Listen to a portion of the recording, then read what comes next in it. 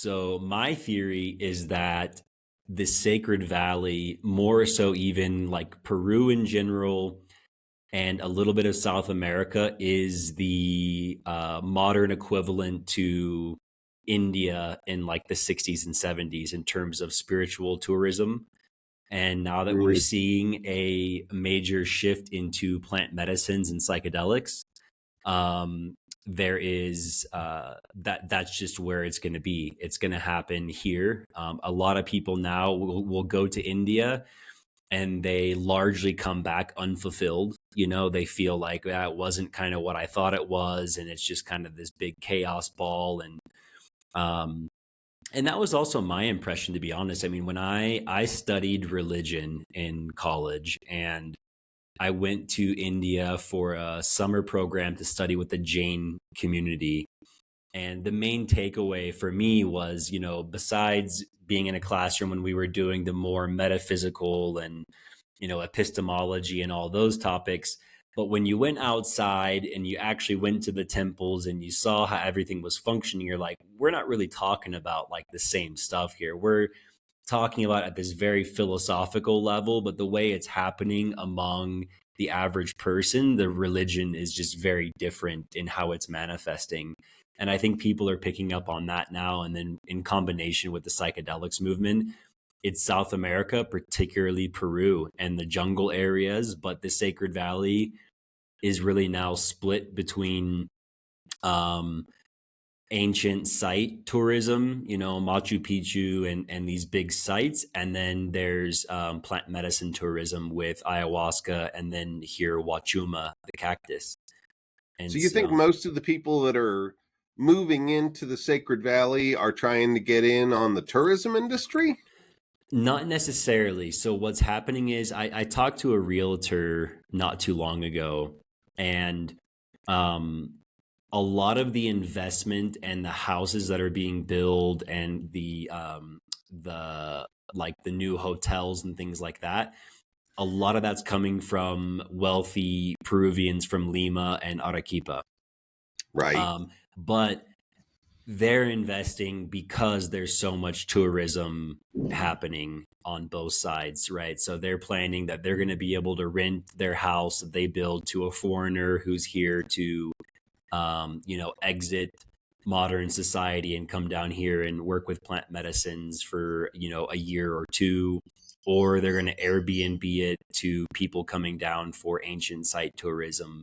But a lot of it, the realtor said, what he told me was that, like, look, really only like 10% of the land sales are going to like complete foreigners, someone from the US or Australia or Europe. The rest of it is all Leminian and Arequipa based. Huh. So, Fascinating. You know yeah. what? And stop me if you'd rather just get on with the podcast. But I mean, I know there are other parts of Peru that are not so posh and tourism oriented, where one of Peru's favorite things to do is an entire village decides we've run out of options here. Let's all move as 1,000 people at once to somewhere, and we'll just squat, and our numbers will protect us. Right. But Yeah. I mean, that's not what's happening in the Sacred Valley. no, the Sacred Valley. I think what's happening is, I mean, I think there's a reason they called it the Sacred Valley, right? I mean, I think whether the first, big peoples here eventually came out of, if they initially went into the jungle areas and then they came out toward here, I mean, this place is phenomenal in terms of, especially in terms of environment. It's very forgiving. I was just talking to someone the other day about, it's possible that you don't see a lot of pressure for innovation in terms of housing, in terms of how you build the houses, um, because it never gets super cold. It never gets super hot. The temperature range is really comfortable, so you don't need to worry about too many things. And it's a fertile place in the valley. It's a gorgeous place. So I think it really does live up to the name of, the Sacred Valley. And 100% agreed. It's a beautiful and abundant place. Totally. Yeah. And so, but it's changing. I mean, there's a lot of strife going on. I mean, it's kind of comical in some ways, only about a month and a half ago, they're trying to expand the city of Urubamba just down the way. And there's all these plans going in, and then you have all these people trying to block that plan of expansion. And they chose the symbol of the corn as the symbol to kind of protect the valley. Where will the corn be grown? And then, like, 2 weeks later, there's a drone flying over the valley in different areas spraying pesticides on the corn, and then everyone's freaking out about the pesticides. And so you have this symbol that was chosen, but just these the changing times here, and the all the nuance to it. It's quite fascinating, to be honest, to be here. But yeah. Well, cool.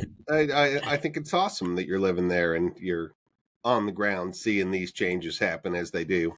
Yeah. No, I I mean, kind of come in and out, and I'm like, oh, that's different. That's different. That's different. yeah. I was just talking to someone the other day. It seems like there's probably going to be a lot of work for if this new development plan goes through. It sounds like there'll be a lot of work for archaeologists, because you'll have to get an approval wherever you're building, and they'll have to do excavation and testing beforehand to get approval to actually build. So a lot Well, of I'm glad to hear potential. that. Yeah, a lot of potential work for the young archaeologists in the country. Yeah, But yeah. the United States has what we call CRM, Cultural Resource Management, and there's contract archaeology that's private professional companies that the government or business can contract to do the work, and then the government approves the report. And I don't know anything about Peru's laws in that regard. I know Mexico doesn't have that, and there's so many ruins there that really the government and the universities that are really the only authorized archaeologists there can't possibly keep up with the pace of development, and they really need to develop a contract archaeology industry so they can responsibly keep up with it, but they're Mhm. really resistant to it. Right. Yeah. I mean, it's in California, I've seen that a lot. California, we have pretty Oh stringent yeah, standards. It's the it's the it's top, another level. the Yeah. top. Yeah, for sure. But fascinating. Yeah. So anyhow, well, welcome, Ed, and for those who are listening, we have today my favorite archaeologist, Ed Barnhart, and Ed. Ed has recently been on some much larger podcasts. He was on Lex Friedman's show not too long ago, which is a very large podcast. And I don't know if I was listening to that show or another one. And I was like, why does that voice sound so familiar?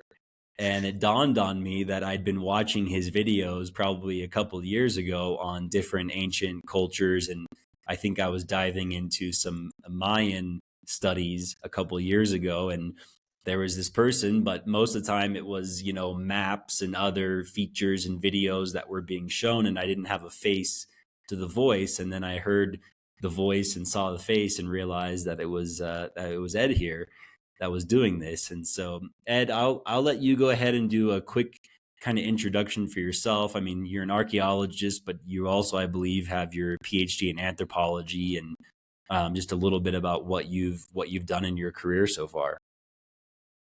Sure thing.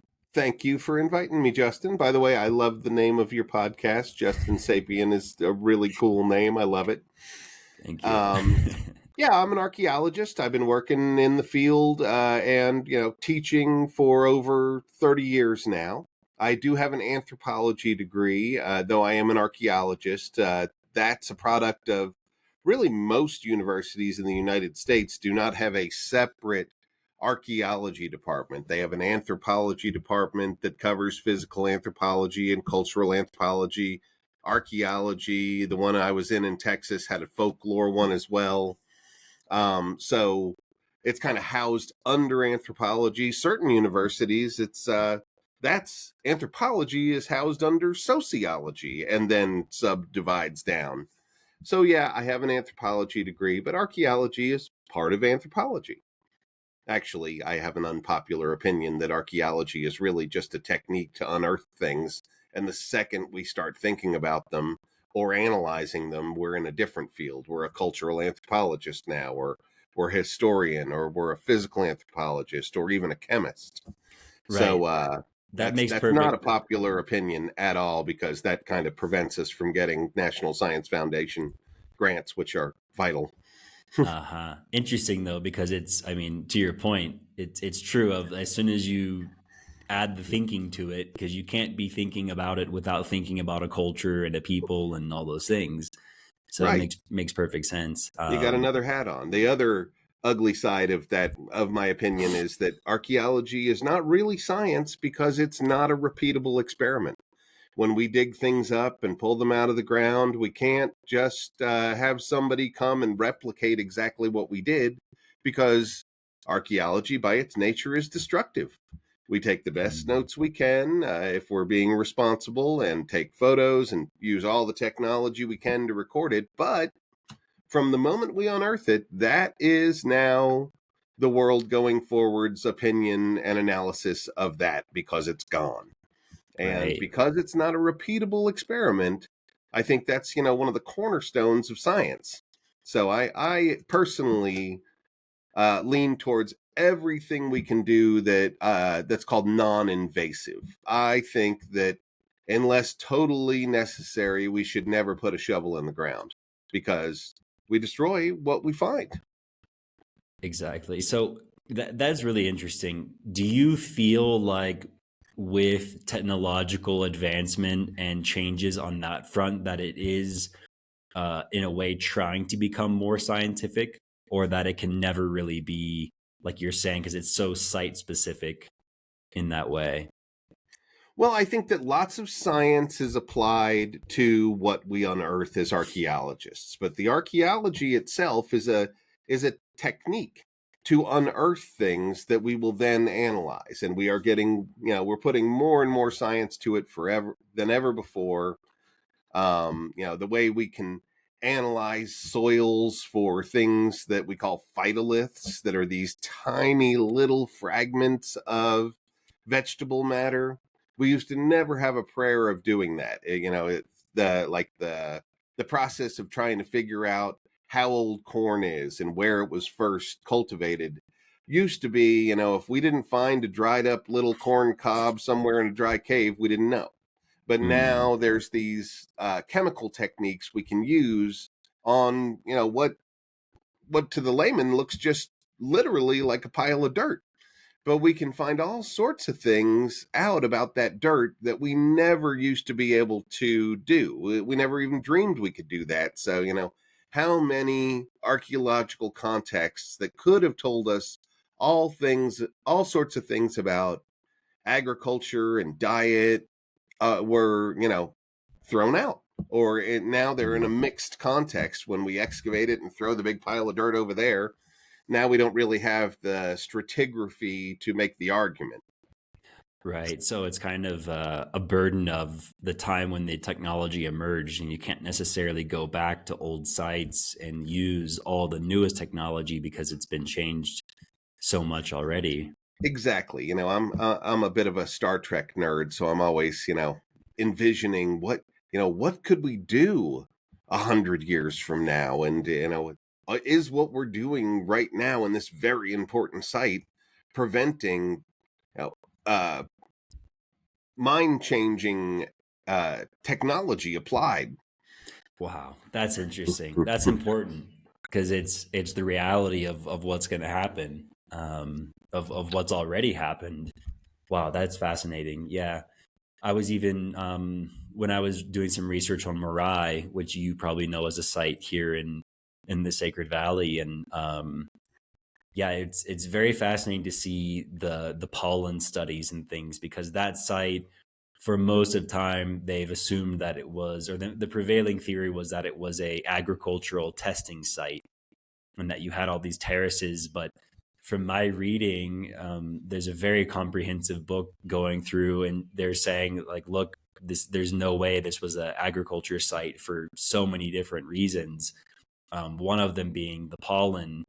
Um, but it's fascinating to also see how these theories, but I'll go up there and I'll sit on the benches where, some of the tour guides will come with their groups, and you can hear them just kind of repeating whatever the old theory is, but then there might have been 40 years of research, and the academia here is behind, and they were trained so many years ago, and so the narrative of the old theory continues on, even though it seems to be very different.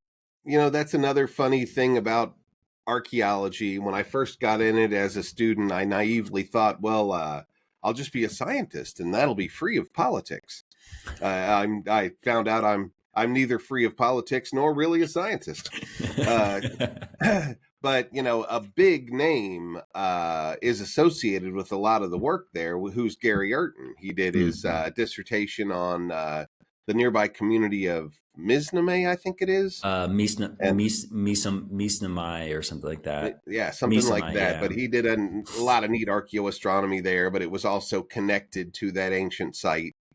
So sometimes it's the very fact that a prominent archaeologist from the Ivy Leagues or something came up with that theory, and it's fought tooth and nail to survive. A lot of the, not at all to disparage our wonderful Ivy League schools, but they tend to have a tradition where the next generation uh, maintains the party line. My professor, who was a prominent archaeologist, said this, and that is what I believe. And they tend to, vigorously support these theories and throw out the whole open-mindedness. What we're trying to be doing as scientists, once again, is disproving our hypotheses, not proving them. So oftentimes a big name can make a shaky theory hang around for longer than it should.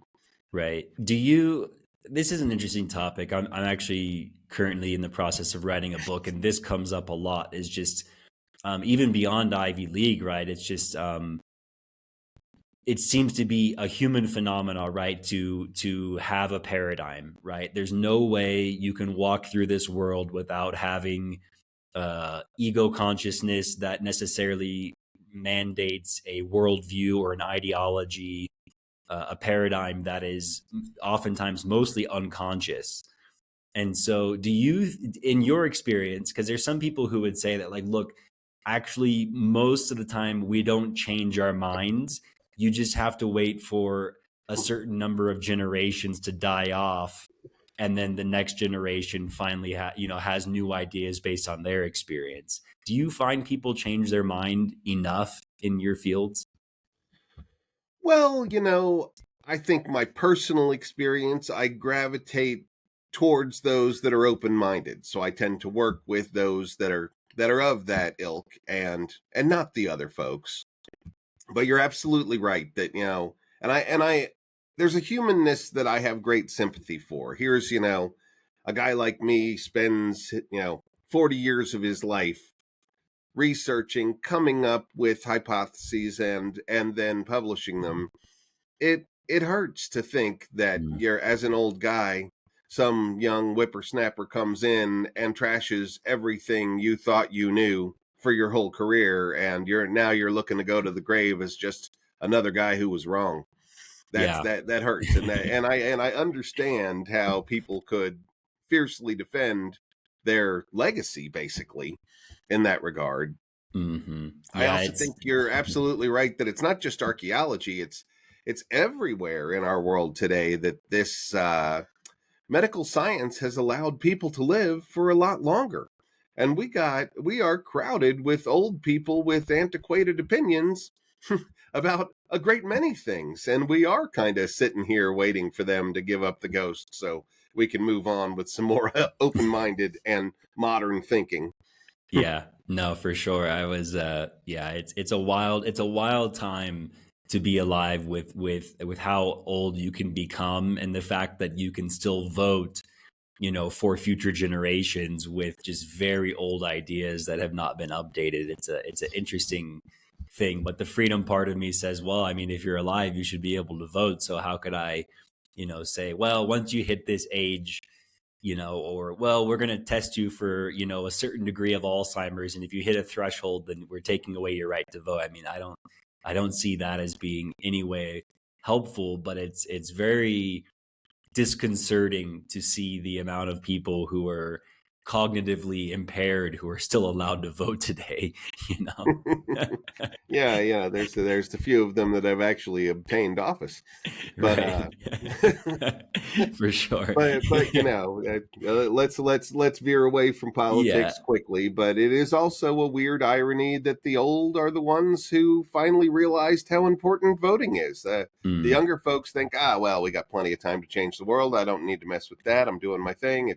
It's the old who think this is my last opportunity to actually see, go out of a world that I approve of. Right. Well, to move into let's just say slightly less political or debatable thing, you were talking about being open-minded, and I really feel like you display this so well in terms of the way you're promoting information, and not even promoting information, but kind of, I think, sharing how you think about this at a larger scale on some of these bigger podcasts, and that thinking that you display is more open than a lot of others, and that has led you to simultaneously um you know politely disagree with someone like Graham Hancock, who is from outside the academic realm. At the same time, in the latest season of his show, you were on the show, with him, and I think that's super cool, because a lot of people will immediately just say, nah, he's this or he's that, or but I was curious to see what you think of some of the things he's making from these sites off the coast of Peru, or even I think it was Easter Island, and the rock structures there in correlation with the rock structures here in Cusco in Sacsayhuaman. And if that's got you thinking about anything in terms of those potentialities. Well, the place on Easter Island that he was specifically mentioning there is one of the Ahus, of which there are dozens and dozens on the island. One in particular, named Vinapu, really does look like Inca architecture. I mean, that's anybody who walks up and sees it gets that impression. So, I'll grant him that. It sure does look Inca. And we have, a number of little hints. DNA is now showing a potential connection between Easter Island and the Mapuche people, I think it is, from Chile. There's been long talk about how exactly did uh, sweet potatoes get there? How did even taro get there? So there are definitely hints that there was cultural contact. But when it comes to Vinapu, I mean, we don't quite have enough evidence to make the case strongly. I would love to see some sort of really diagnostic Inca artifact come out of somehow in the walls in the excavation somewhere around, something that really says Inca, because the Mapuche are totally different than the Inca. That's a connection to South America, but you can't take that and say, oh, the Inca arrived to Easter Island or vice versa.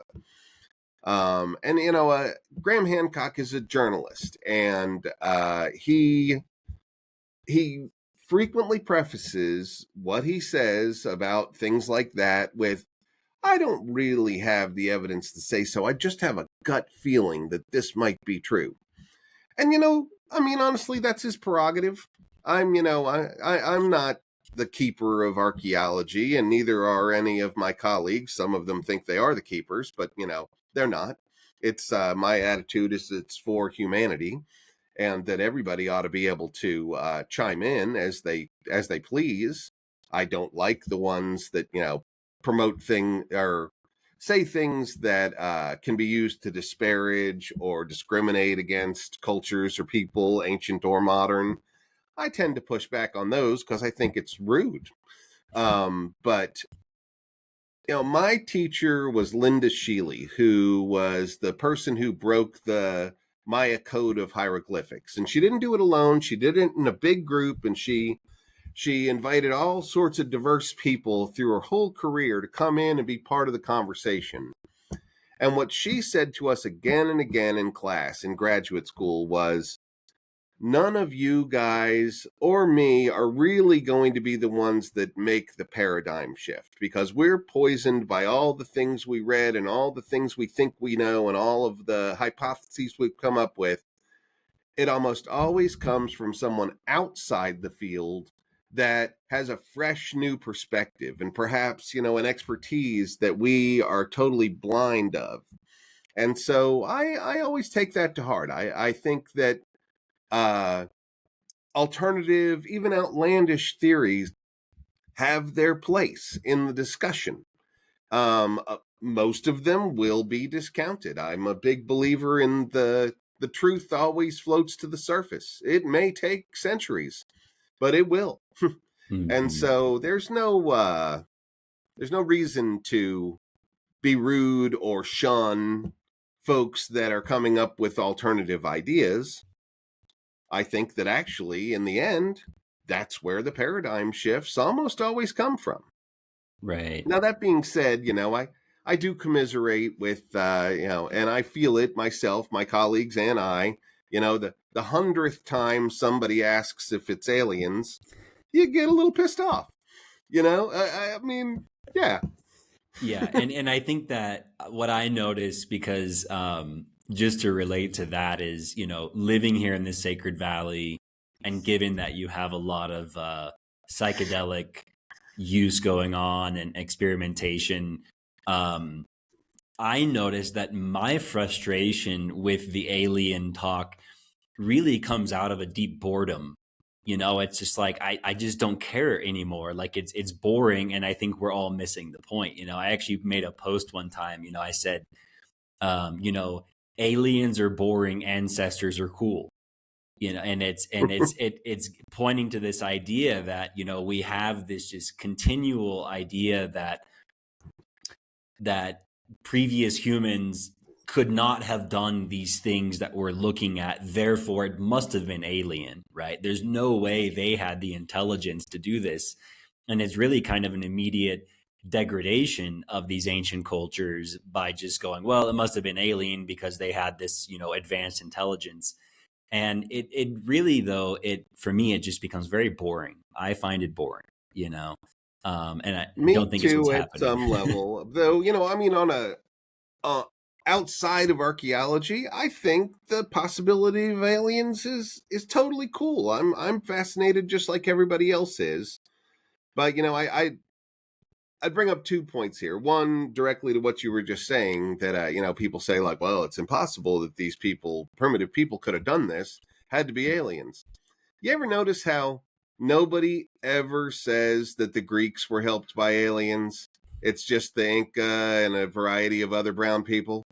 That's what I'm talking about. I don't like people, there's a veiled, like, well, they're just stupid brown people. I mean, it's not like they're the Greeks. They couldn't do this. Nobody questions the Greeks or the Romans, which made absolutely amazing engineering technology feats, and we're like, yeah, because they're our ancestors. It's not like those Mm, guys. Those guys must have had help from either Atlantis or aliens. Those are where that stuff gets rude, you know? right, right. But the other more practical level is, um, we can come up with all sorts of hypotheses that potentially answer our questions about what we unearth as archaeologists. But we have to be practical. I mean, there are certain things that we can figure out a methodology to test that theory. And there are other things that were just at a dead end. I mean, sure, uh, aliens could have done something, but how do we test that? How do we get to the bottom of that? What are we looking for?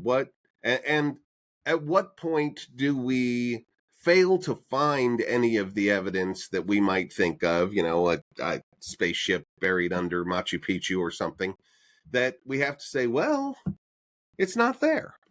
And that's a tricky line to go on too. I love SETI's line: the evidence, the absence of evidence is not the evidence of absence. That's a credo that I take to heart. Yeah. Somebody one time said, something about the Hopewell culture to me, that how long is it going to be, before you just admit that it's not there? If I search my car for 2 months to look for my lost sunglasses, I just have to admit that they're not there. And I said, but what if your car was the size of Ohio? How long would it take you to thoroughly search Ohio before your sunglasses were for sure not there? Mm-hmm. Yeah, And that exactly. brings back to that brings us back to another point that I, at the risk of pissing off some of my colleagues, Graham Hancock has a point. We have actually archaeologically investigated very little of our planet, and there's some of it, especially the things that are under the water, that are very difficult to investigate properly. And that's a point that, we need to keep in mind as archaeologists. Mm-hmm. Yeah. While I say that too, let me bring up something that I think is important. That I think there are a few very loud and angry voices from within the archaeological community that really hate Graham Hancock, and they hate anybody who they term pseudo archaeology. That does not represent all of my field. In fact, I've been reflecting, especially, falling into this whole maelstrom of ancient aliens and Hancock and all these things. I guess I get invited because I talk reasonably. But my field is not that. Those folks do not represent the people that I work with. I'd say 9 out of 10 archaeologists are open-minded, kind-hearted folks who don't want to fight with folks, that they appreciate the new audience that's being developed in these times, that are drawn in by pseudo archaeology. The voices that are very loud, that are fighting, do not represent my field. A lot of the people that I respect the most don't engage in that at all. And I try to be a kind of liaison between that group that I respect and the people that are alternative archaeology, who I also respect. There's a Mm-hmm. crowd of them. There's a small percentage of them that are ruining everything for everybody else. There's some nasty pieces of business that are out there trolling archaeologists and ruining their life. You know Mm-hmm. that the famous now famous podcast debate on Joe Rogan between Graham Hancock and Flint Dibble. Right. Well, what a lot of people don't know is that Flint's bravery in showing up there resulted in just a pile of trolls directly calling his university and saying that this guy's a liar and he should be fired. I don't like that either. That's not cool either. Those are other, they're both sides of this debate. If there are only two sides, both have a minority that are loud and obnoxious, and they're dragging everybody down with that kind of dialogue. And I just wish they'd all dial it down. Yeah. No, that's I think, a really important point, and something to kind of bring into the space is, yeah, just a greater openness, of like, everything can exist. Doesn't mean you have to buy it, doesn't mean you have to play along with that, but allowing everything to exist, I think, is something that we humans seem to struggle with at points in time. I want to go back to, you mentioned, you were speaking earlier about, and I referenced Sacsayhuaman, and we were talking about, what's the name of that, the proper name, the Easter Island spot, Rapa Nui. Rapa Nui. And you were referencing That specific spot is Vanapu. Vanapu, yeah, and a lot of my feeling, and even I'll meet some of the older Peruvian people that are in this kind of tourist space. A lot of times now they will tell you a lot of this stuff is pre-Incan. And what are your thoughts on that? Because there's I think pretty substantial evidence in certain cases where it's like the Incans came into and inherited something and then they expanded it. I think if there's maybe a way to classify them the most, it would be that they really expanded um, an empire that was already a bunch of individual things going on. At the same time, they probably did some new stuff and some cool stuff. What are your thoughts on just that delineation between pre-Incan and Incan? Well, I do not have definitive conclusions about it. I think there's a whole lot we don't know. When it comes to the kind of sophisticated fitting together of blocks that kind of, you can't even put a dime in between them. There's actually a relatively limited amount of places in the Andes where that occurs. The one of the big famous ones is Pumapunku, all the way down in Bolivia on the south end of Lake Titicaca. That stuff is amazing, and that is pre-Inca. That city that it's in, Tiahuanaco, that's abandoned about 1000 AD or CE. I keep trying to say, which is centuries before the Inca will evolve. But similar techniques seem to be being used, at least in Cusco, and a few of the things that we identify as palatial residences outside of Cusco, like Machu Picchu, also exhibit that sort of technique. Then we have, I think if there's anybody who is the most, the lion's share of Incan ancestry, it's the Wari. Mm-hmm. And the Wari built roads. They were the first ones that we really see kind of making imitations of their capital in other places. They seem to be like imprinting other areas with their architecture and their culture. They're building roads, but we don't really see any of that really tightly the rocks with no mortar, really tight construction. That doesn't exist in the Wari, which is a weird disconnect. Why would they be imitating somebody who is so far south? The Wari are in the Ayacucho Valley, at least their heartland, so they're closer to Cusco. Mm-hmm. Then you have things like within the city of Cusco, there are multiple kinds of architecture.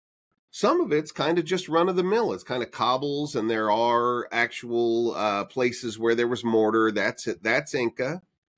Then you have the imperial style, which are those very nicely cut square and rectangular blocks that, again, no mortar, so tight, and they have that pillowing. That, I think we have pretty clear documentation that that was made within the proper Inca period. We have, chronicles that talk about, this was a storage place. This was the Palace of Pachacute. This is the Coricancha. And all of those exhibit this kind of architecture. So I doubt that those buildings were there before the Inca. But then you have the Palace of Inca Roca in town. That is, Inca Roca is supposed to be the third Inca in the succession line, I think. And that's a very different building. The blocks are huge. They call them cyclopean. And they're also not rectangular. They're purposely, the style does have them be kind of natural shaped rocks. Very, very tight together, though. And it's different than the imperial style or the other one that they call cellular. So, and that one, if there's anywhere in Cusco that I might entertain that was there before the Inca showed up, it's that Palace of Inca Roca. It's very different in construction, and in the way they put the blocks together, but it's that tight architecture. Maybe that one was there earlier, but I think we have many more questions than answers still. Yeah, I mean, it's fascinating. I mean, just last week, I think I saw the article for the first time that, this new tunnel system was found Oh under yeah, I've been the looking at that city. too. I mean, this is literally in the past 2 weeks What do you know? that What do you hear on the ground? I mean, I haven't been over there, but I actually think I was pretty close to it several weeks ago. I went back to Kenko. For some reason, I'm attracted to that part. Little Kenko. I like that spot, and what I like to do is I take my compass. I have like a little handheld traditional compass, and I like to just walk around with it at these places, and just you can start to see which rocks were shaped purposefully, because it's like, wow, that these are perfectly north south, or they're perfectly east west, or they're cross quarter, or it's some potential like star system that was matched up to it. But I like Little Kinko, but I went up to a site called something like it's like Site Ekis, and it's a little bit more up above the forest in Kenko. But I'm actually excited to see if I can find that tunnel, and figure out a way to find somebody who knows quite a bit about it, because I just heard of this 2 weeks ago or less. So, I did too. Maybe I think mine's more like 3 days ago.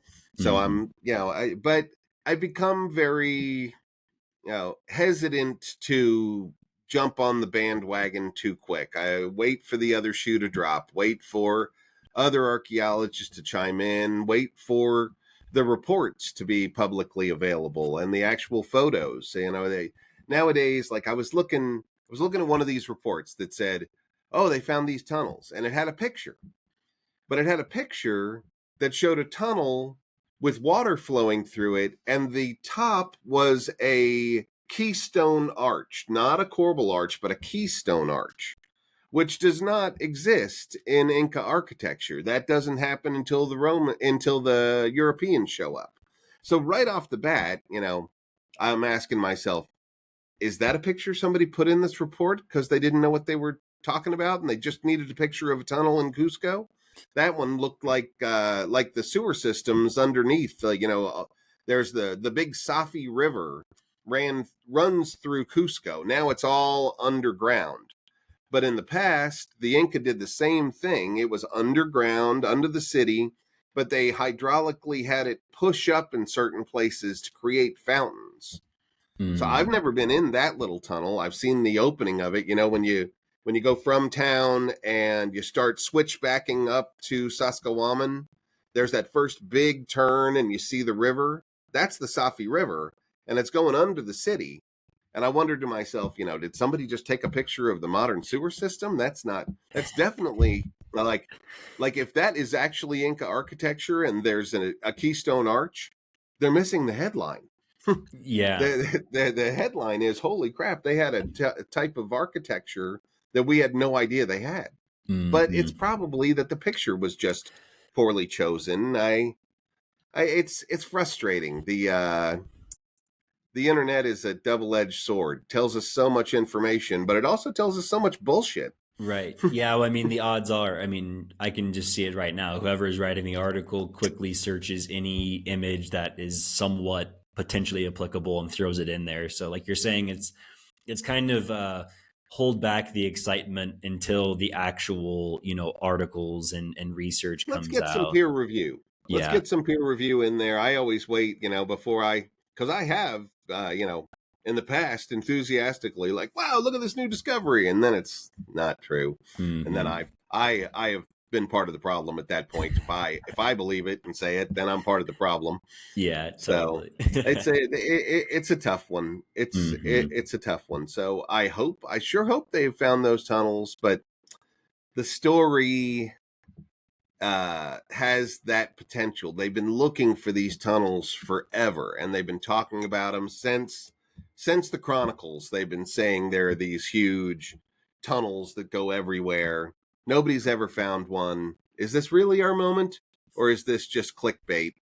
Yeah. Because Or is it the the internet is a tourism? big popularity contest. The Right. algorithm promotes what people are looking at the most, and unfortunately, it's the again very human quality that uh, we love wrong ideas that appeal to us. Hmm.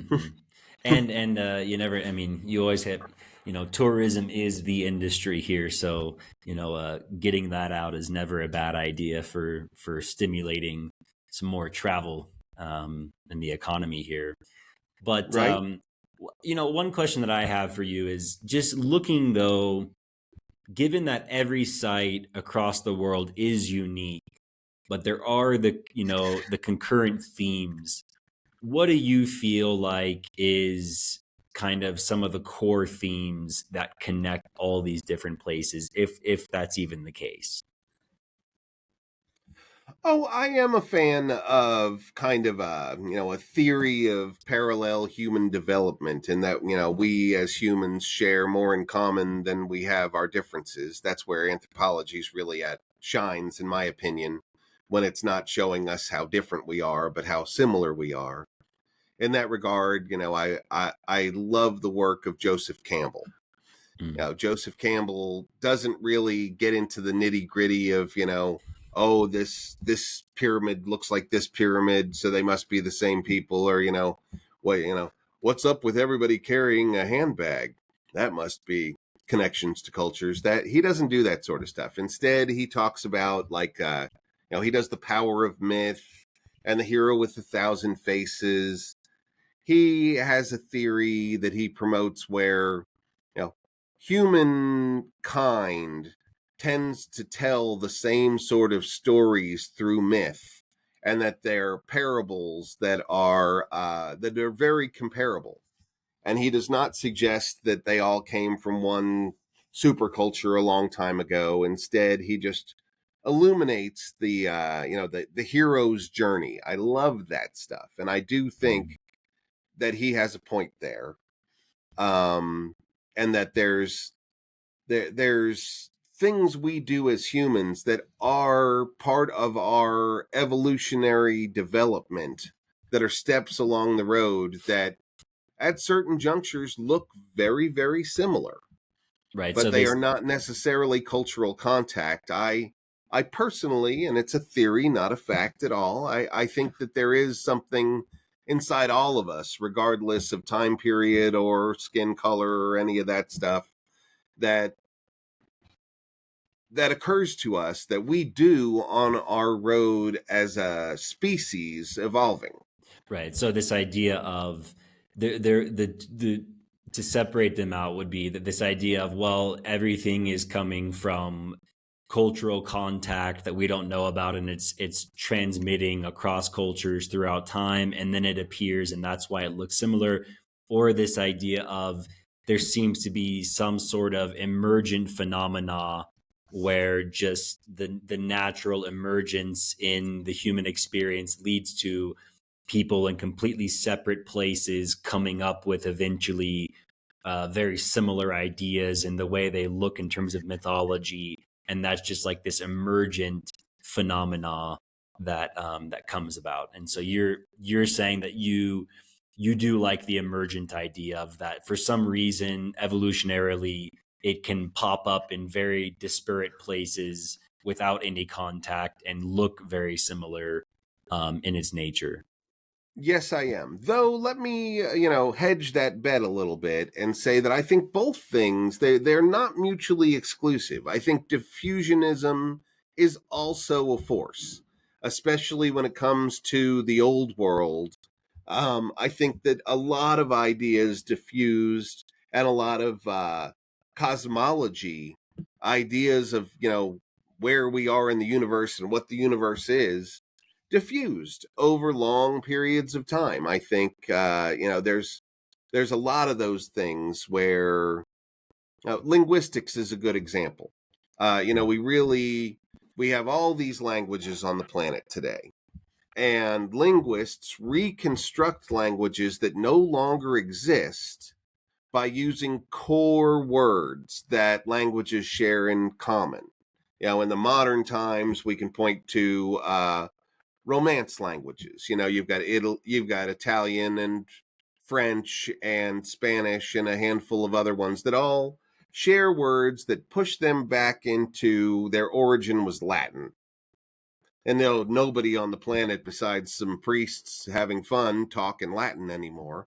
But we recognize that they're all evolved from there. And Latin began probably somewhere around where Italy is now. But Romance languages have diffused far. And we take that farther back. We've got languages like, Indo-Hittite that we track back by core words like mother, father, tree, water, the similarities, and also the syntactical similarities. I think that people like Joseph Campbell are in part tapping into a religious diffusionism, and he does the same thing. He'll lump them in. There's the Judeo-Christian traditions, and then there's the ones from Asia, and the modern religions we have today. He sees them, as cores in certain development areas, not like one Atlantis, but that things sprout out and then they diffuse. If they're productive ideas, they diffuse. Mm-hmm. So things like that do exist as well. But I'm saying things like let's take the most classic example that people bring up on the internet all the time. Dude, why does everybody make pyramids around the planet? Since they all made pyramids, it must be some source that taught them all to do it. It's probably the aliens, right? Well, a boring and practical alternative explanation is that humans start building things, and we want to build bigger and bigger things that impress people. But before the advent of cement and rebar, you can only build something so tall and small at the base before it falls over. Any kid that plays with blocks makes a block tower, and their little brother pushes it over enough times where if they want to make something big, that tall, that's stable, it has a fat base going up to a thin top. And presto, you've made a pyramid.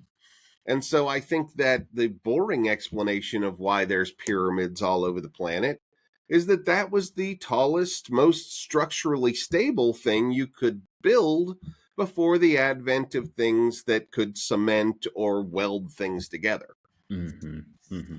Do you feel like from my studies, when I look around all these different cultures and sites, to me the glaring thing and right there is that this is a method for it's essentially it's a calendar, right? These things are calendars. They're primarily for tracking, equinoxes, solstices, different star patterns, which is connected with weather patterns and climatic fluctuations, and that you cannot have uh, you really can't have civilization, right? You can't even have kind of the beginnings of agriculture without a calendar. As you shift from the calendar before being the movements of the animals, the time that, the raspberry appears in your kind of calendar is based where it's more moving, it's more nomadic, versus all of a sudden, as you start to settle, then you need to keep time and space. And that's something that I see just across virtually every site is those, those main markers with like equinoxes and other things. But here, there's actually a very good local guy who's written a whole book, and they go and they'll show like, hey, at 1500 at this spot in Cusco, this star system would have been where this rock has been shaped and formed as an altar. You still have the use of the Pleiades star system here for weather forecasting, Right. which is also a phenomena that I have found many anthropological articles of different cultures. I mean, even the classic Greek Hesiod works and days references the Pleiades as, hey, when you see the Pleiades, get ready to plant. And when they disappear, get ready to harvest or whatever.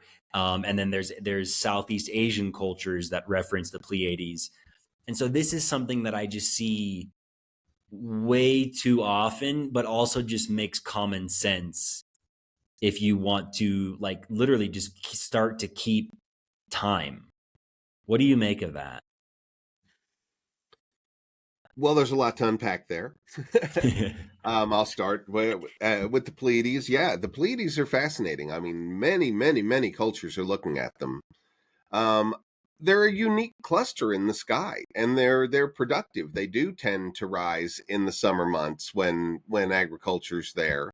And they're so, in today's light pollution, they're extra. They're still there, and they're so easy to spot. But I think when there's no light pollution and there's so many more stars, I love the constellations, but if I go out to a really dark sky place, I'm confused.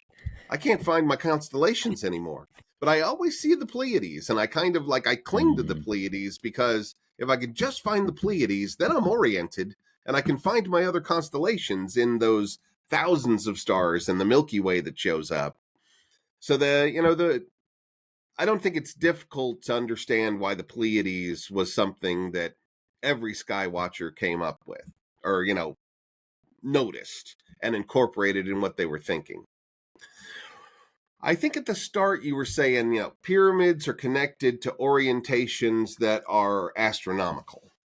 Correct. Well, yeah, Um, yeah. Sun, in moon, my stars. experience as an archaeoastronomer, I find many more things that I can really stand behind that are the interior parts of our solar system. I see lots of solar orientations, lunar orientations, and occasionally the five visible planets. I see them in numerology, and the planets almost never in orientations of buildings.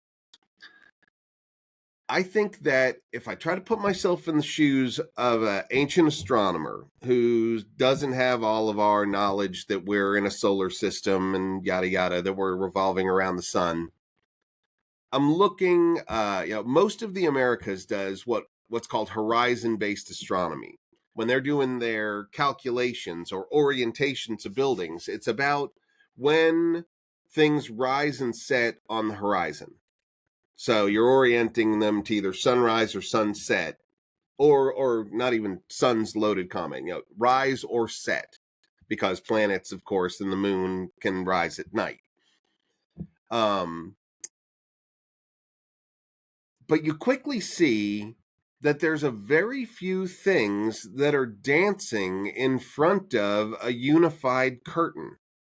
The stars all move as a fixed in relation to each other positions, like a big tapestry with the stars painting on it. It just moves like a wave every night. It shifts a little bit over day by day throughout the year. But then there's these players on the stage that are dancing. The moon and the sun and the planets are moving differently at different rates. And sometimes the planets will zigzag back and forth on a night by night, like snapshot. They change and they move differently than the stars. So you quickly make two categories. There's the dancers, and then there's the stage itself. And the Mm-hmm. stage is moving very slowly and very constantly.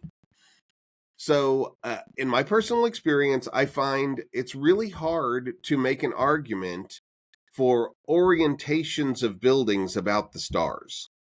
You Right. can say rise and set, but in most cultures, the United States is a baby. We've been at it for 200 years. But even at our 200 years, um, the stars have shifted in their positions by 3 degrees. So every 72 years, the stars move 1 degree, which again, if you're a ancient astronomer and you're looking at the horizon and you can hand data over to the next group, you can say that star rises one day later now.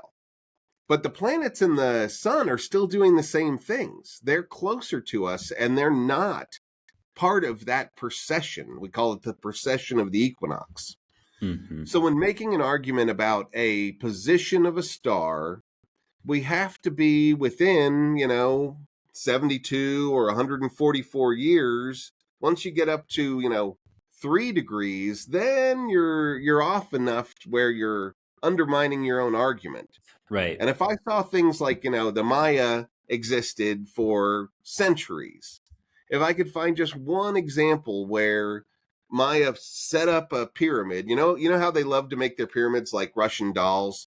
They'll build one on top of another on top of another. Each king builds a bigger temple, and we Mm. find these nice kind of Russian doll encapsulated older versions.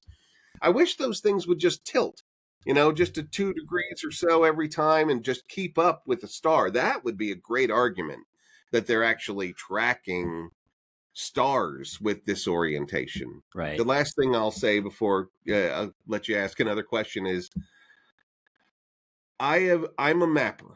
I have mapped 5,000 buildings in the Maya area, and I've measured the orientations of buildings all around the planet. And in my experience, there are actually very few buildings that are clearly oriented to the sun, the moon, or any celestial phenomena. Most buildings that I've taken an orientation of, including pyramids, don't really have a clear astronomical orientation. And no one's more disappointed than I. I really would love to write papers about how solidly we have to say that pyramids are built to interact with astronomy. I'd love to make that argument, but my personal experience from a statistical point of view, even in the Maya area, there really aren't that many. That's You interesting. go to a place like Angkor, and it's all cardinal directions. Over in Cambodia, almost everything is cardinal directions, and we can say, okay, that's oriented to the equinox. But can we say that's its primary or even secondary purpose? I don't know. There's a lot of ways in which things get oriented. They're like the Maya are constantly doing ceremonies then and today that talk about the 4 directions. And they talk to the east, and they talk to the west, and they talk to the north, and they talk to the south, and they talk to the center. None of that talk is talking about astronomy. It's talking about cardinal directions. And so, especially when it comes to the cardinally directed ruins, of which there are many, I'm not sure that I'm comfortable saying the first and foremost purpose of that was to align astronomically. Mm-hmm.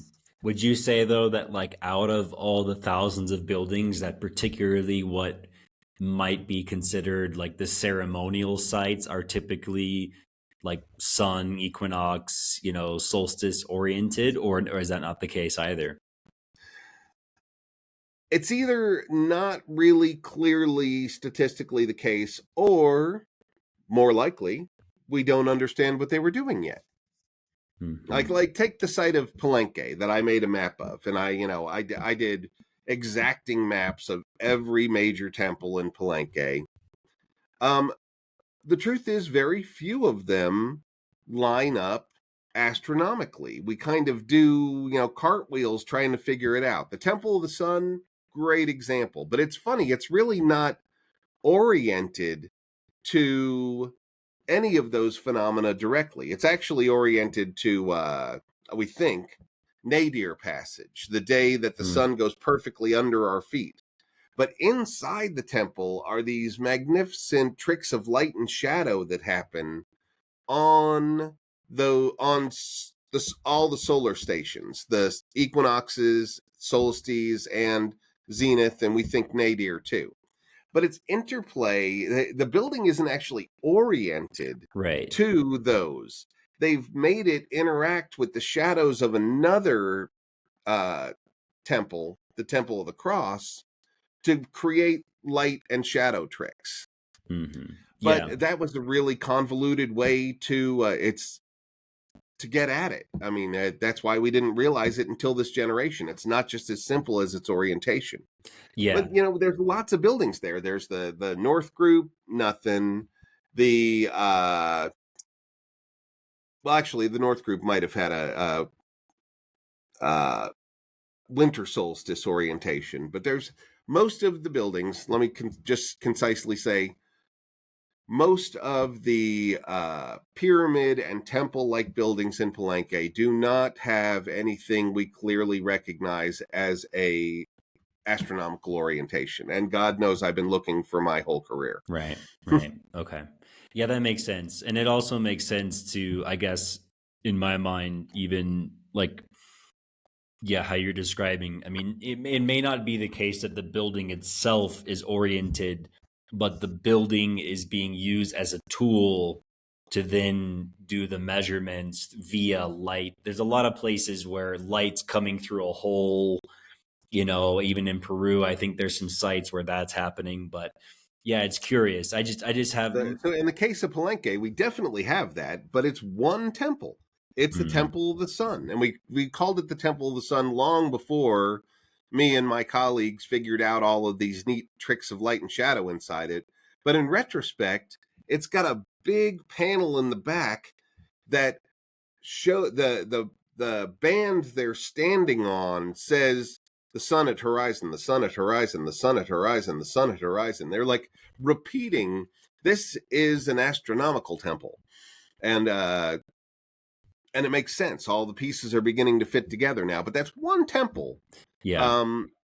And again, I think there's a very human thing about it. It's illogical for us to think that every building they make in a ceremonial site is going to be about astronomy, because humans are complicated. Sure, we're looking Totally. at astronomy, but we're also looking at fertility, and we're looking at war, and we're looking at politics, and we're looking at dynasty. There's a lot of things that we're celebrating and paying attention to. Astronomy is just one element. So it would be illogical to expect an entire city's buildings to be focused on astronomy. Gotcha. Yeah, that makes sense. I guess from I've been trying to learn more about how Cusco, they would say, is kind of mapped to astronomical things, is what some people would say. And then the deeper I go into Quechuan astronomy and what people would now call Incan astronomy, it's quite fascinating, right? From my understanding, it's the only astronomical system where the constellations are actually mapped in like correlate with the physical earth.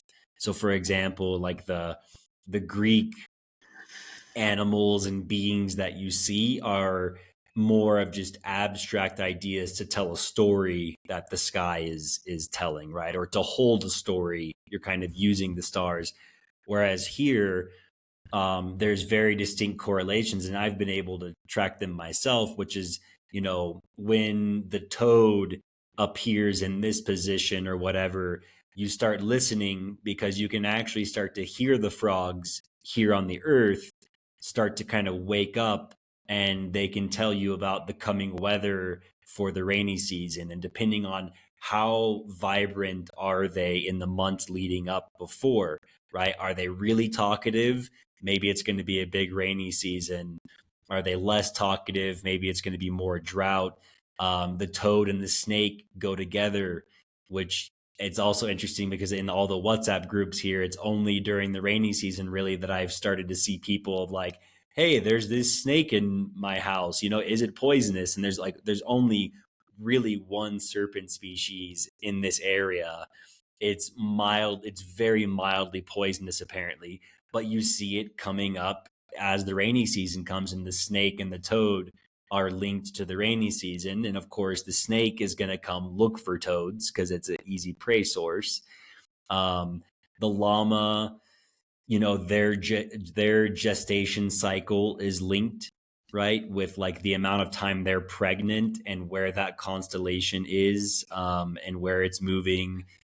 All those are the ones, the dark star The dark constellations, star, right? The ones exactly. inside the Milky Way, which is so beautiful. Which is also radically different than a lot of other ancient astronomical systems.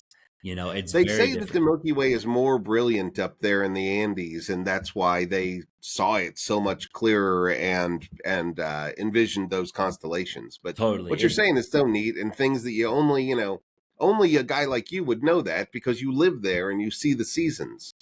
Yeah, Now, you guys have like to. me, we skip in and out. We ask a few questions. We're outie. Right. I'll have to send you. I wanted to there's also atok, which is atuk. Atuk in Quechua means fox, right? It's the fox, and that's Right? There's a that's fox in a there. that's a constellation up there as well. And they were, from what I've learned as well, that's also connected to their gestation period, and then that's also connected with weather forecasting. And I had never seen an Andean fox, nor at all. And so I really started paying attention this last year. And finally, one night, I was getting ready to go to bed, and it was maybe 11 p.m. And there's lots of street dogs and dogs in general in these parts of the world, and there's lots of barking when cars go by. But on this night, I was like, all of a sudden, I was like, what's going on out there? You know what I mean? Like, these are not the normal barks. This isn't like someone's walking down the street or something. And I start to listen, and I can hear this other type of, you know, sound. And I'm like, oh, that's the fox. And then and then I heard all of a sudden, I can hear, it seemed like a neighbor maybe had just got some new baby chicks. And I can hear the baby chicks. And then you have all the neighborhood dogs just going wild because this fox is around. And so I actually took out my phone, I recorded it, and I sent it to this old professor here, a local man. And I said, like, is this the fox? And he said, yeah. And then I actually ended up finally seeing a fox at Morai in the Muyus, at the equinox this last year. But it's all just very fascinating to see how No, they that's it. mapped, I how they think kind of local people mapped would it. try to tell you your animal spirit's probably a fox if you had that kind of encounter. Yeah, exactly, exactly. Um, but I want to go a little bit more into the, Maya seems to have been kind of at least your Wikipedia says you rediscovered, what is it, Maakna, tighter, Moshna in there. Mashna, Maashna. I'm Mashna, not very good with Maya either, but that means monkey house. monkey house, yeah. And so tell us a little bit. I mean, because you must have been pretty young when you found that. I mean, it Yeah, I was 25. okay. And I mean, tell us, like, leading up to that, like, what are you doing, and like, what does this look like to rediscover this kind of ancient site and place, and how does that all unfold? Well, it's where should I begin? Um I entered grad school in University of Texas at Austin, and I really in my heart have always been an explorer. So I joined the anthropology department, found that they had a big archaeological project down in Belize.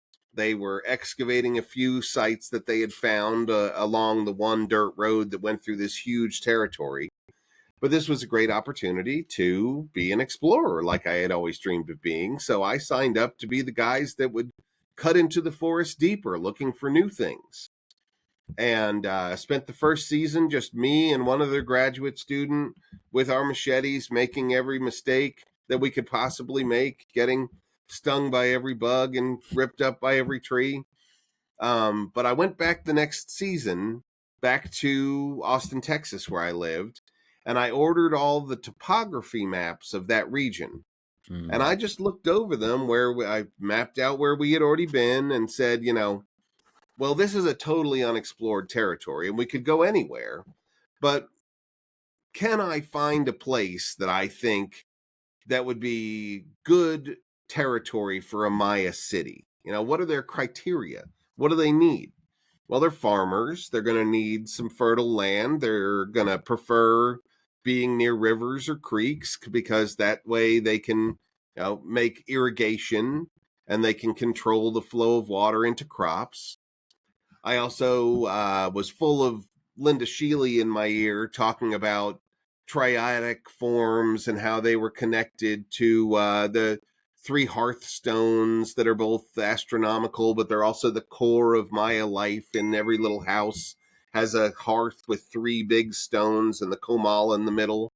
And how many places like Palenque and Tikal have triadic forms of pyramids, and that those pyramids hieroglyphically were called Tun Wheats, stone mountains. So we knew that the pyramids were imitating mountains. So I'm looking around this area in Belize on my topography maps, and I say, let me find the tallest mountain in the whole area. Where's the tallest mountain in this whole area? Wasn't very tall. It was like 220 meters or something. It's a lowland area. But there it was. And as soon as I found that, I noticed that there were 2 other peaks right near it, and together they made a triangle. And in between the triangle were 3 little rivers on the topography map going down into a valley. And I was like, that's it. That's where Totally. I would go. And so we cut our way out there. And at the end of the second season, we found it. Actually, on one of the not the big peak, I thought it was on the first one we crossed. I crossed the first peak on my way to the tallest one, and there was a whole city there. There was the city of Moshna with a number of pyramids that were 25 meters tall. That's like 80 feet tall.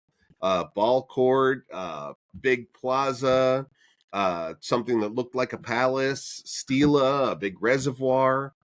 What So was yeah, what was the we very first thing that you saw in the moment when it dawned on you of that we found something? well, we had found like 5 other little Maya villages that were ancient, and we mapped them out. They had like 20 to 30 buildings apiece. And so we were having a fairly typical day where we had seen a building. We'd stop every once in a while, and I'd kind of send people out in cardinal directions so that I could map the jungle like a piece of graph paper. I used to call it leapfrog mapping, but then I called it relational mapping. If we found one building, let's spread out in cardinal directions and find more until my graph paper's full. And I did that kind of because you'd get easily heat stroked out there trying to be like, okay, I'm at an azimuth of 37 degrees and I'll just cut with my machete and get around this tree and that tree, and trying to hold uh a specific azimuth to go from one building to another. You always blow that because it's just too difficult in the jungle. So I worked it like a piece of graph paper. So one day we were doing that, and one direction landed on a little pyramid that was like 5 meters tall. So, like, 15, 20 feet tall. But it was odd. It was different than anything we had found. And I thought, well, this is a bigger building than we've ever seen. This is great. We're going to put this right in the center of the graph paper. You guys go north, I'll go south. And the guys to the west started yelling. I was south. I was going south. And the guys to the west start yelling my name. And I thought maybe somebody got bit by a snake. It was the end of the season. Horrible things always happen at the end of the season. So I go tearing across the jungle to go find these guys. I've got the only anti-venom in my backpack, so I'm running to find them. And when I actually see them, they are 17 meters above me, standing on top of a big, long range building that still had a collapsed place where we could get inside the temple on top. And there it was. That's how it happened. These 2 guys yelled my name, and they were up on top of a temple. We had our lunch up on top of the temple that day, and we were looking into and kind of throwing rocks into this open. There was like a place where a tree had fallen out and revealed that we were actually sitting on the roof of the superstructure of the temple. And so we were kind of throwing rocks down in there, seeing like how far, if we went in there, how far would we fall? And there were monkeys surrounded us and yelled at us the whole time we were having lunch up on top of the temple. And so after lunch, I said, well, we came from that direction and it was, there was nothing there.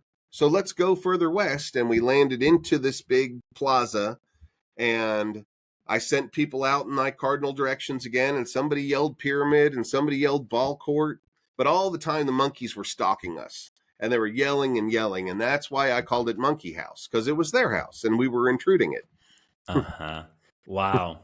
What a day, huh? I mean, it must have been pretty Yeah. exciting, though. It must have been great. And I was in, I was in the University of Texas as a grad student, and I was really in the art history department, but I was also a contract archaeologist. So I was kind of the roughneck of the group of basically art historians. And a lot of the grad students were like, "You think you're going to find a city? Like, who does that? There are no major cities left to find. They're not." And I was like, "No, there really are. There should be. I'm going to come." And they were like, "You're going to go down to Belize for 6 weeks and come back and having found a city, huh?" "Yeah, I am." Exactly. And then I did. And they were like, "Holy shit, who is this guy?" Yeah, I'm sure that. I mean, your name probably had a little bit more weight after that. Well, maybe within the art history department, but you'd be surprised how nobody, still to this day, nobody goes to it. It's sitting out there. There's been a couple little projects excavating here and there, but it wasn't a shot heard around the world at all. In fact, until this whole podcast business, nobody even knew about it. In fact, my name was erased from the other projects because of politics and crap. They they kind of gave my professors gave the site away to other people because they were bringing in grant money, and they told me to go further out west and maybe go to the Guatemalan border and see if I could do it again. But it just so happened that I went to Palenque that summer, and I went for a conference, and people at the conference knew that I had just found this city and that I was a good jungle mapper. And they said, "You want to map Palenque?" And I said, "Yeah, sure." So I shifted my position from Moshna to Palenque just then. That's what I ended up doing my dissertation on. But for heck, I mean, almost 20 years, uh, nobody ever heard of Moshna again. Wow, You'd very think it would interesting. be something that would make you famous, but actually, no, it did nothing for me. In fact, strangely, it got me politically assassinated. Well, it's going to be the classic scenario, where it's like now 20, 30 years later, it'll come to prominence again, and we'll all go, "Oh, I remember he was talking about those things," and or I have not been out there since. okay, I'm now 56, so it's 30 years ago. wow. It makes me feel like I'm talking like I'm Al Bundy talking about my high school football career or something. Yeah, exactly. Back in my day, I could throw a football over that mountain. That's right. Like Uncle Rico, Uncle Rico. if I had just had Back one in... more season, I'd be famous. Exactly.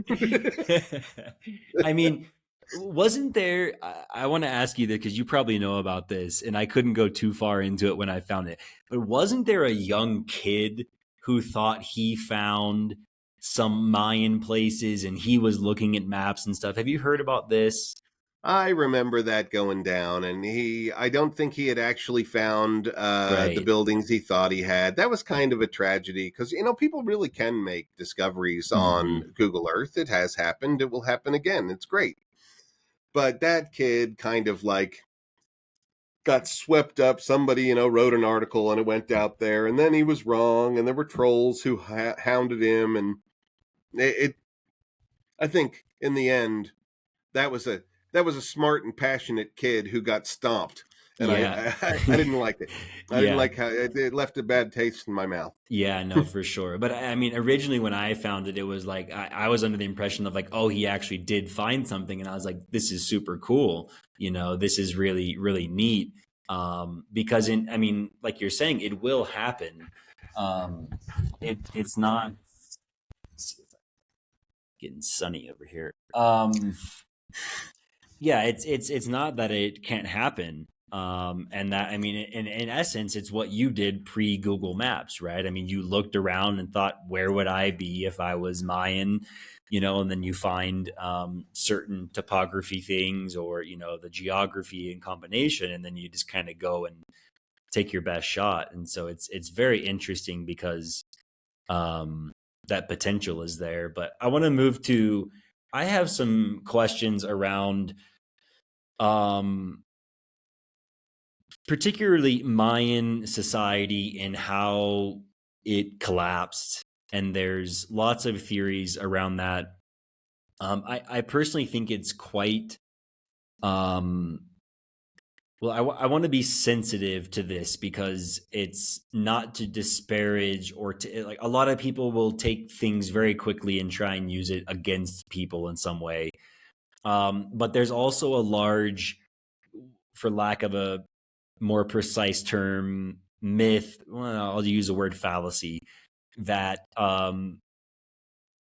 ancient peoples, indigenous peoples never, they were perfectly in harmony with the environment. They never, changed things or did things where, from my understanding, it's very clear that the Maya were dramatically changing their landscape and potentially got themselves into a pretty big pickle where the combination of slash and burn agriculture and just their population expansion, and then they likely got hit with a successive drought of some sort or some climatic shifts, and then it just kind of starts to rapidly crumble, and then people moved to the my understanding is that the nature of the water sources is quite different from north to south in how you access it and kind of how you would navigate. But I mean, kind of navigate me through that a little bit. I mean, how do you what can I learn about that? Oh gosh, I wish somebody would navigate me through it. Um, it's a complicated issue, and I do not think that we have all the answers on this one as well. I think that humans are complicated. There were probably a number of factors that went into what we call the classic Maya collapse. But it's tricky. I know Jared Diamond wrote that book, Drought or something, that really hammered the case that from the Maya area up through the American Southwest, that intensive drought periods caused the collapse. Oh, he called it collapse. That's his book, Collapse, not drought. But the Maya area is tricky. For one thing, it's huge, and its landforms are very varied. We have, if we go from the south to the north, we've got this Pacific slope of Guatemala going down to these lowland jungles and the ocean environment. Lots of different, they're in an ecotone where the ocean meets the mountains. Then you've got the highlands. You got the highlands of Guatemala, where there are still millions of Maya people living in very traditional ways. In fact, in many ways, we think the origins of Maya culture might have come out of those mountains. Then you come down the north side of it and you get into these super lowlands with all of these rivers running through them. Then you keep going north and you get into the Yucatan Peninsula, which has zero rivers. And instead, it's got these cenotes everywhere that punch holes down into a giant lake underneath. That's the Maya there had to use a strategy of rain catchment a lot of times to survive. So you got these varying environments that behaved differently in drought times, and the collapse, I don't think it can be purely an environmental phenomena because they were living in such different places. Absolutely true. In certain parts of the Maya world, we do see that they were over manipulating their environment. They cut down all the trees. The rain stopped coming. There was silting into all sorts of rivers and lakes, and it was a problem. The Copan Valley is a huge, great example. The Lake of Yashha, the cores there clearly show that they cut down all the trees, that the rain stopped coming, that the landform around the lake that they were farming just silted in after landslide because the root mass wasn't there. And then we see the collapse and the trees eventually grow back to where they are today. Very clear. But then you've got places like the Patesh Batun, which are in the middle of the Maya area, and they've done intensive paleo environmental studies there, led by a man named Arthur Demarest from Vanderbilt. Really extensive studies that show that through the entire period, the Patesh Batun environmentally was doing just fine. Now, they were fighting each other nonstop. The hieroglyphs and the archaeology show that cities were attacking cities, but they were in an absolutely fine environment. So it wasn't the environment that drove those guys out, it was war. Then here's the trickiest part for me, the hardest pill for me to swallow. That same area, the Patesh Batoon and what we call the Petén, the northern jungle of Guatemala, that's where most of the really big classic Maya cities were that all get abandoned starting around 800 CE. But when they abandon them, the Maya don't disappear, they migrate. A number of them migrate down into the mountains to the south in Guatemala. But a big group of them migrate up into the Yucatan. That's when Chichen Itza's established, and one of the first big waves hits a place we call the Puc Hills. That's where Uxmal is, and a whole bunch of major Maya sites that are all very close to each other. In the classic period, the average distance between independent city-state is about 20 kilometers. In the Puc, it's only 5 kilometers in between cities on average, and there's absolutely no rivers. They have to get all of their water through water catchment strategies, rain water catchment strategies. They make these things called chiltuns. They make these flat roofs and canted plazas that fill reservoirs for them. But they have no rivers. They're dependent completely on rain. So that little point right there, why, if as Jared Diamond's collapse book suggests, that it was drought that drove them out of the cities in the abandonment, why would most of them move to a drier area, a place more difficult to get water, away from these huge perennial rivers like the Usumacinta and the Pasión? It makes no sense that they would abandon their riverside cities to cluster into a place where it was more difficult to obtain water. Mm-hmm. So I Yeah. think there's a lot of things we don't know. And I do not think that the drought and or irresponsible environmental management theories, they literally don't hold water. Mm. Interesting.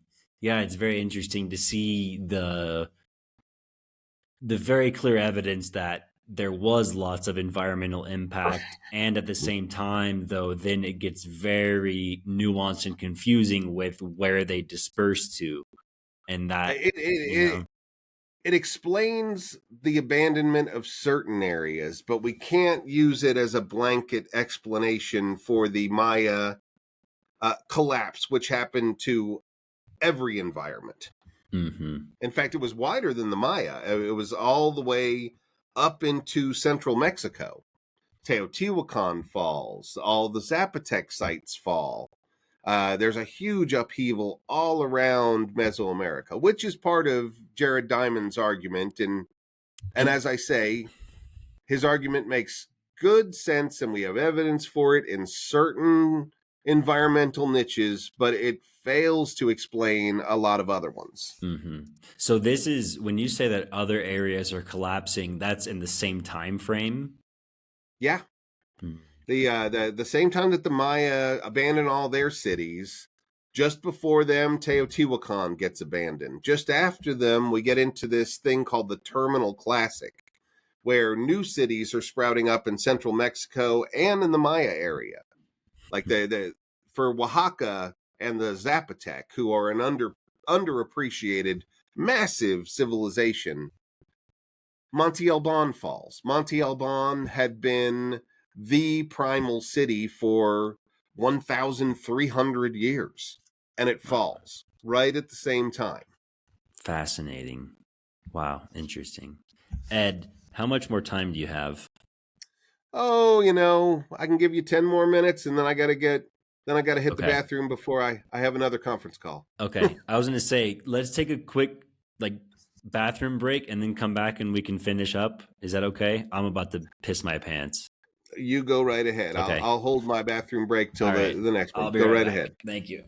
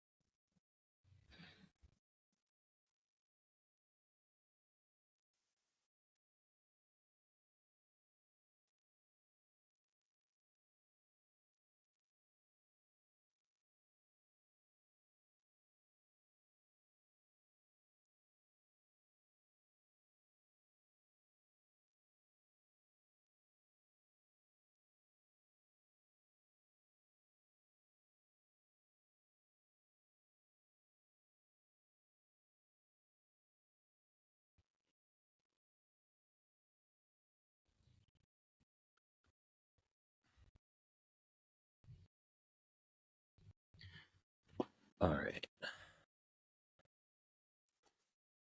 So, I mean, there's too many topics, Ed. We'll have to do another one of these Yeah. days. I mean, because I also wanted to go into, earlier you mentioned the Ware and the Mochi are also both, the Moche are both very interesting as well. But let's finish with, I mean, what are you, paying attention to most right now, or is there anything happening out there that you find most exciting, or that you're reading a lot? Just Oh gosh, it's really your neck of the woods that I'm most excited about, and I think there's the most potential for really changing what we're doing. Even in the little valley you live in, there's all sorts of exciting things happen. I'd love to see people focused more on pre-Inca evidence in the Sacred Valley. You probably know more about that than I do, but I think I'd love to see get deeper there. I think we've gone to the culture just before the Inca, but not much more. But the Amazon is another just so exciting place. I think the technology and also, sadly, just the relentless crawl of development is revealing things that we never thought were going to be there. And I think we're just at the start of it. I can't wait to see the things that come out of the Amazon next. These massive geo works are so exciting, but I really want to see people focus in on the eastern side base of the Andes. That's where we're going to find interesting combinations of Amazonian traditions that are stone built. That's where mhm, we're going to find, the archaeology. Now, it's been so hard in the Amazon because their resource base is all perishable things. It's all trees and feathers and pelts. Most of their material their material goods were perishable. So it's been so hard to really make an argument that there was civilization down there, but it's happening. It's right. exciting. It's interesting, like you're saying, kind of that like borderline, like transitional areas where there could potentially be more stone, but close to the Amazon or coming right out They've of the already found a jungle. couple of them. There's some stuff around Iquitos, which is just fascinating. Hmm. There's again, the internet's showing us this thing that was found a long time ago, but now it's coming back. That looks like a whole city with a road in it. That's at right at the edge of the Andes, or the where the Andes connect to the Amazon. Right. Have you I heard of love that. Monte Grande? Yeah, that's a great one. That's Okay. a great one. Yeah, I In fact, know. I saw, I'm obsessed with what I term the Fang deity, and they pulled out an object to the Fang deity out of the excavations there. I'm excited to see him. Like, y- hello, old friend. Yeah, I I knew would. you were hiding in the Amazon. If you come down here at all, I would love to go up because I have friends who are in contact and know the guy in charge of that dig. And they actually just went through kind of a little bit of an emergency where they had to do a big fundraiser to keep things going. It was going to be shut down. And I guess there's some crazy law where if you can't keep digging, you actually have to start filling it in. Um, Well, backfilling is responsible. If you're right. not actively digging, we need to preserve them in some way because they Exactly. will fall prey to, the environment and Yeah. looting. Yeah. I mean, like, well, even, I was asking them about it and they were like, yeah, well, like a dog comes and takes a crap on the site, then you just, all sorts of things start getting mixed up. So they were going to have to start backfilling. And then they were able, and actually my ex-girlfriend was a part of helping the fundraiser to get them enough money to not have to, to keep the project going. So that's a site I'm very interested in. I'd love to go to, Corral and these more northern areas. But I've been to Corral a couple times, and I would love to go with you to that. That would be neat. yeah, It is such, in economics terms, there's a phrase like that you produce neither guns nor butter. It's so hard to get funding for archaeology because the money guys don't see where the profit is in it. And there is no profit in it. We just spend money. But the profit is something that's not money. It's our shared humanity that we learn more about. Yeah. And I wish we had, Or the profit is more a net. people that cared about that. Yeah. Or the profit is a Netflix series.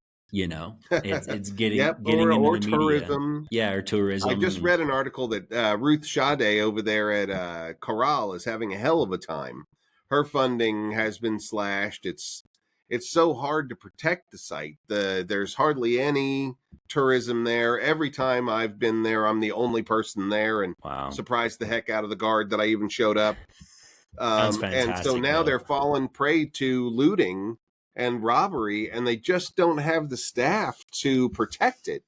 And it's so sad. Yeah. Wow. It's such an amazing site, and it's gonna fall prey to thieves because we just don't prioritize this. And this is I feel like I've been bringing up archaeology shortcomings this entire podcast, but another thing that people don't appreciate is once we unearth something, we have to protect it forever. And, the archaeologist like Sade, who did a magnificent job excavating Corral, now finds herself in a position that she must preserve and protect that site for the rest of her life. And she had a hard enough time getting the excavation budget.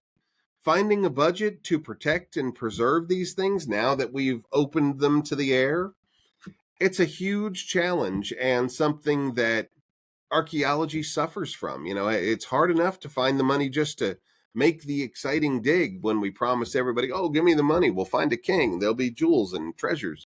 But hey, could I have money for replacing this tin roof that you already paid for because there's acid rain and it's destroying everything? It's a nightmare. Right. It's a nightmare. The archaeology is fun. Conserving what we dug up for all of time is quite an expense, and we're neither equipped nor funded to do so. So that's where we end up. Your friend over there at Monte Grande, he's right. If he doesn't have the budget and he can't preserve the thing, he better bury it.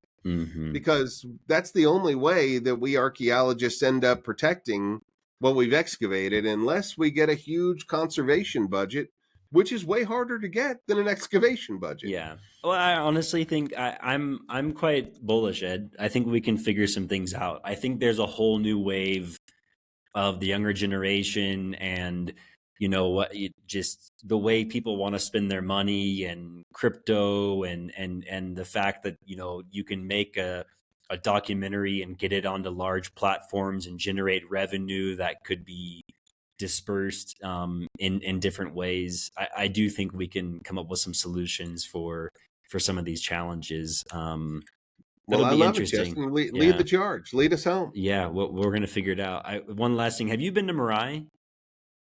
I haven't. I haven't been there Ed, yet. we got to go to Marai, man. I got something special for you. I've driven by it a lot. But I've always been on that kind of tour leader guy. Okay, let's hit the ones before we got to get to Cusco by sundown. Okay. Yeah, well, there's a very special couple of wakas out there that is not a part of any of the tours. Nobody knows about them.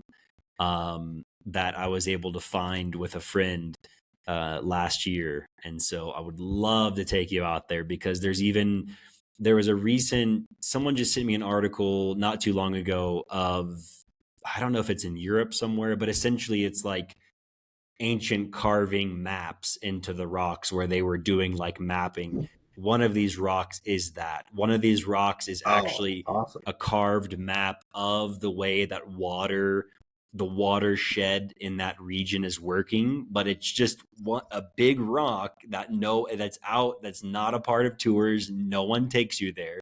You got to kind of sneak out and find it yourself, but it literally is a map of the watershed. Oh, I love it. That could teach us so much about their hydraulic engineering. Totally. That's what it is. It's a map of the hydraulic engineering, and there's a lot of interesting stuff at that spot, right? Because someone was saying that they thought potentially it was meteor impact, or like the air, what happens like when just the air bursts out a bunch of, not necessarily a meteor itself, but maybe an air burst is what they call them.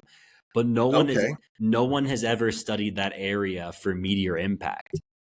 And it's bowls, right? You can tell they found these big bowls, and then they were like, this is special, we should, make things here. But there's a lot It of, is so funny how a lot of these sacred places actually, we're finding that there were meteors there, that the environment was created in the very distant past by meteors, and they become either sacred or just unique. Mhm. Like no, the area around Angkor, the Lake Tonle Sap was probably a comet. We know that the one around the Snake Mound in Ohio was, and now this maybe is another example. That's exciting. Yeah, who knows? I didn't know the Snake Mountain. That's a place I really want to get to. I really want to go to the Snake Mound in Ohio. That just seems fantastic. It's a neat one. I've been there, Yeah. and to Okay. my pleasure, the ranger already knew me because he had seen me on the great courses and like gave me a private tour. It was great. Oh, that's awesome. Awesome. Well, yeah, we'll have to get you down here again, and I'll go up to, Twist my arm. yeah. Oh, okay, I'll do it. Yeah. We'll go north, and then we'll come down here as well, and we can trade some of these sites, and go. There's a couple of other spots that I doubt you've been to in the valley here that could be a lot of fun to go Well, I'm to. excited. So I've got a new friend in the Sacred Valley. How yeah, awesome! yeah. No, we'll do it. You're a community member there now. You're one of the neighbors protecting the place. So Yeah, I'm glad you're there and of the mentality you are. yeah. Help them protect what little they got left.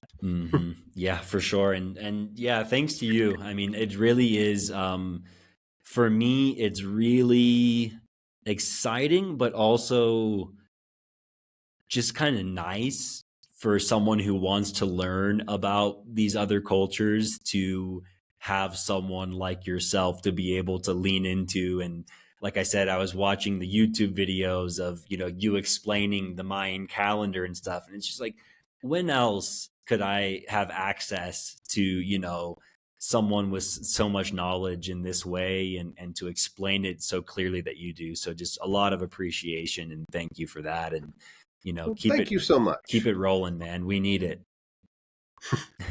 Awesome. Well, I appreciate your words. I'm doing what I can, and I love what I do. Yeah. Well, that's apparent.